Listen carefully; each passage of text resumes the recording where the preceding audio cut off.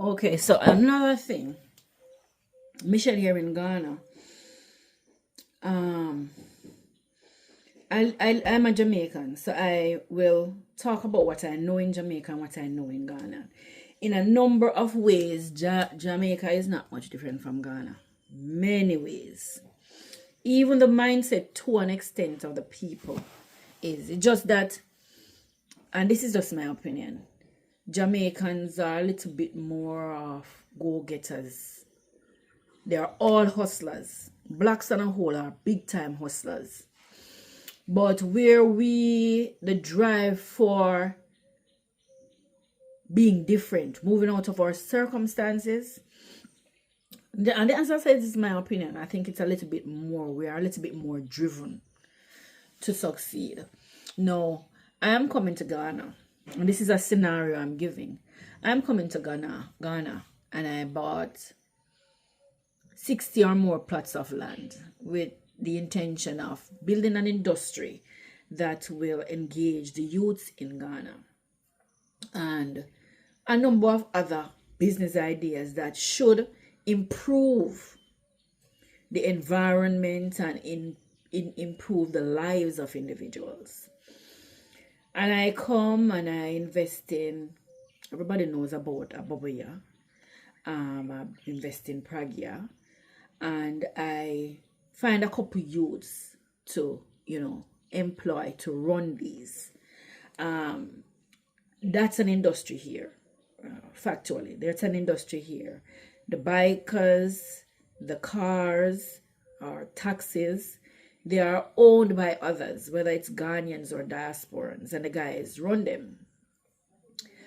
If you are in that kind of mindset in terms of earning, making profits, and so on, there are a couple of things that, from observation, I think you have to take into consideration.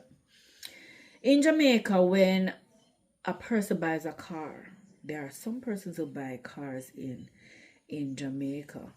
Most of them. In fact, the norm is when you buy your car, it coming like your second king. Because you don't want nothing scratch it. You don't want to drive on a rough road. You don't want nobody eating at it because you don't want an insect in there. You don't want no spots on your seat and things like that. And I could go on. Jamaicans, you understand, right? Here, not so. I remember when I went to US, some of the car. I remember the first time Davia went to the US. She was working for one of those companies, and she went away for training. I'm trying to remember which state she went to. I don't remember. Okay, yeah. She went to West Virginia, right? So in West Virginia, she went there to train for the company that she was working with at the time. And the problem she called me to express was the state of the gentleman's car who picked them up. And this is like food particles.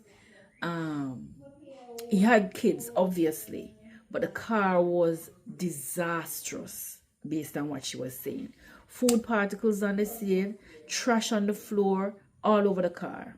Now, I know that's a common occurrence in US in particular, right?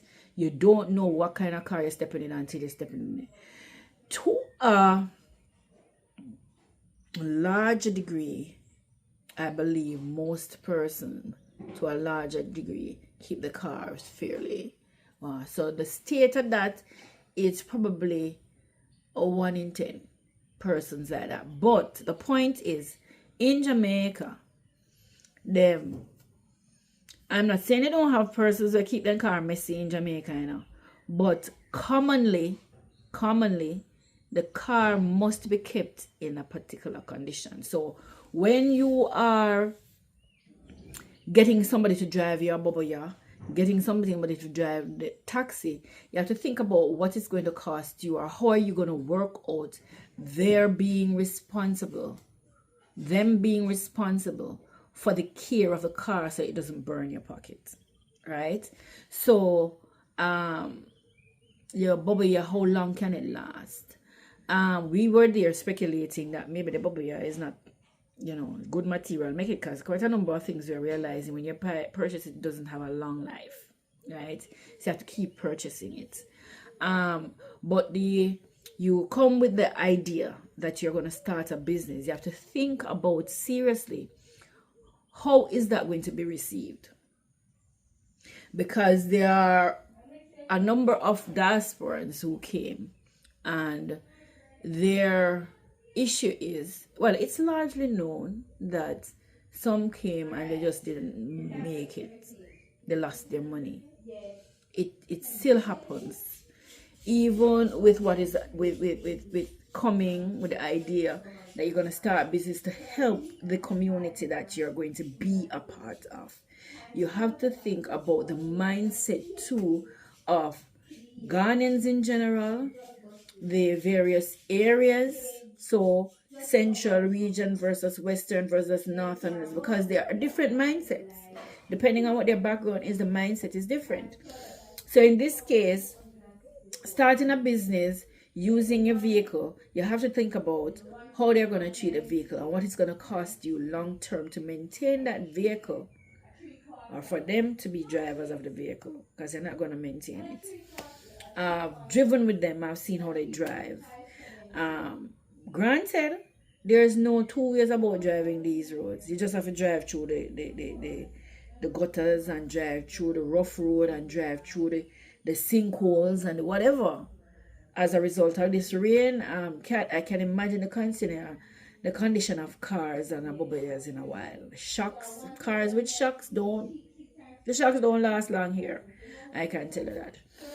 But all I'm saying is, if you are coming with the idea of starting business and being a part of a community in terms of lifting that community, you have to think about the mindset of the persons.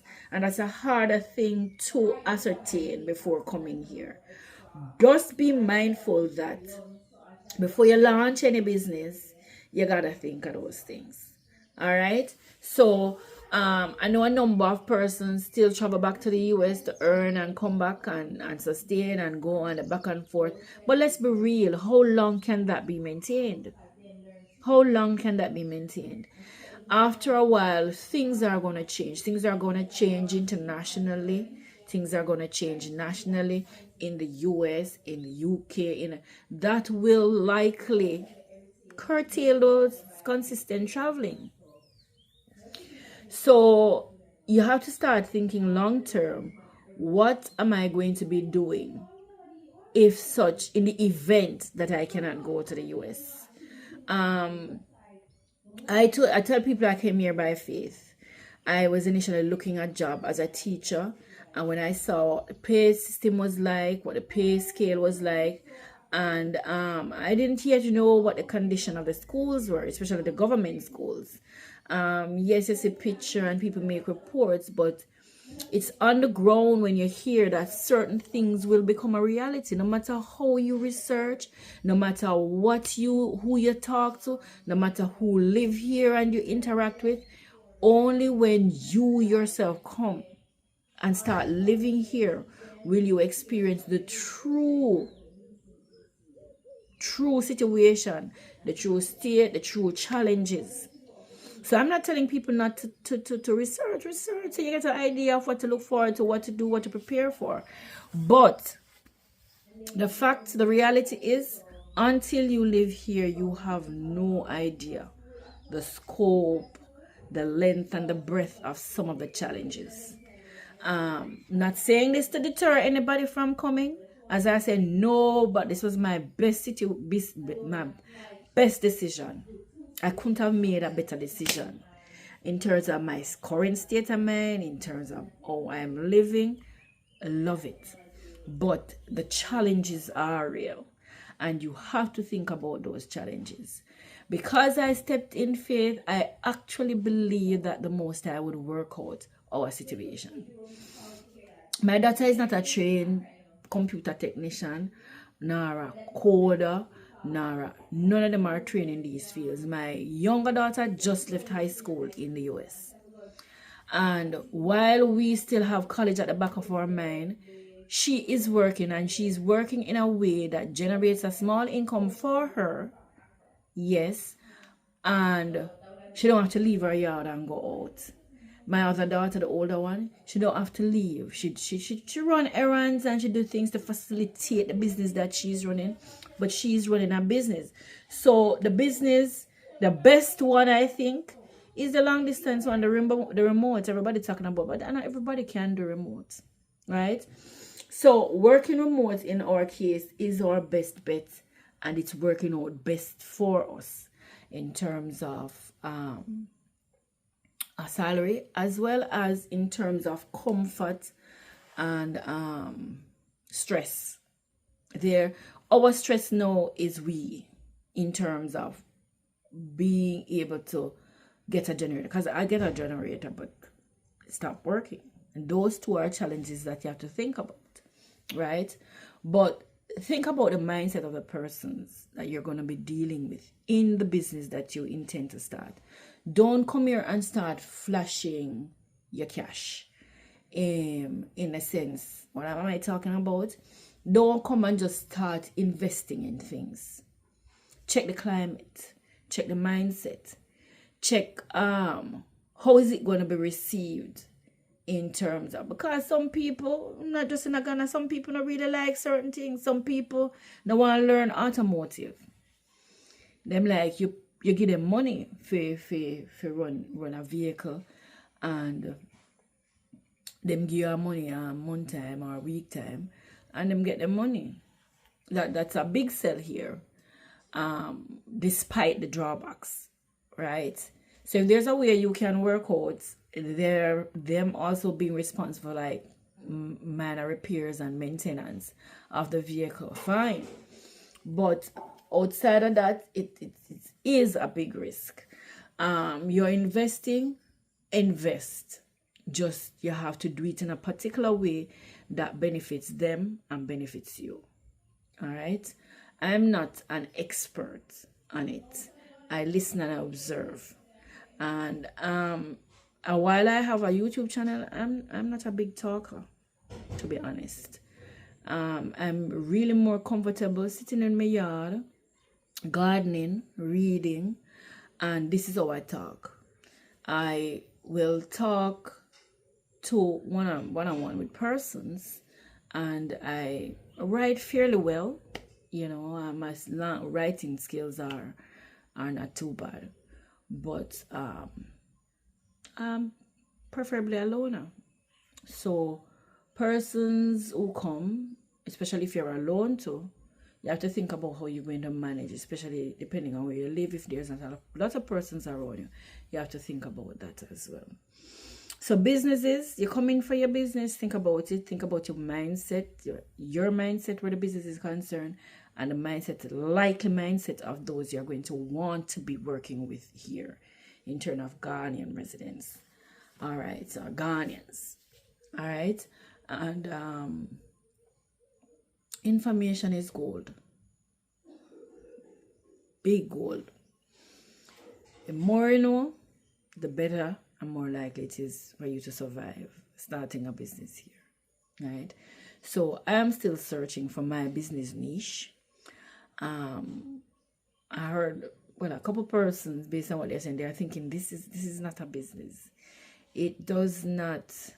I know people say you can earn from the amount of followers you get. I've not investigated too deeply how far that goes, how feasible that is for me, and the topic I'm on, and so I just don't know. So it's not a business at this point. I know that I've been in situations and in a position to help others, and they have blessed me with funds as I go along, but that is sporadic, and depending on the person, it's not really viable. But to me, it's a blessing. Having persons listen is a blessing and a privilege. And I think that's what I focus on more, being able to help others. So I'm not thinking about this. I'm still trying to see where my art can go. in terms of profiting from it. And if I'm a good enough writer to sell what I write, I'm still looking at those things. And there are other little odds and ends that you can probably do here. I realize there's a challenge with garbage disposal, especially here in Asebo, and I've been trying to figure out how I dispose of mine. Maybe if I figure that out, I could turn that into a business. So I am still looking for my niche in terms of business. I am blessed enough to have 2 children who are marketable. They have a whole lot of marketable skills. I have marketable skills, don't get me wrong, It's just that I haven't found my niche, right? So the garbage disposal now is a challenge for me right now because I hate burning plastic. And even when you burn the plastic, what happens to your aerosol spray? I keep buying insect spray. I keep buying tin stuff. Where do those go, right? Fortunately, I heard from the same friend I was speaking to that there is a company that collects plastic. I don't know if they are the ones that pay, but I know metal, they pay for it. So the tin aerosol bottles and the tin cans and so on, if I can collect those, I could probably get it weighed and I'm paid for it. And who knows, maybe I can create a way where I collect it from neighbors who have the same issues. You just don't know, right? So I'm sharing all of this so you think with me that this is possibly something that you have to turn around in your mind and figure out for yourself. All right. So again, hoping that my information was valid and it helped and it gave you food for thought. This is Michelle again in Ghana. I will see you in another video.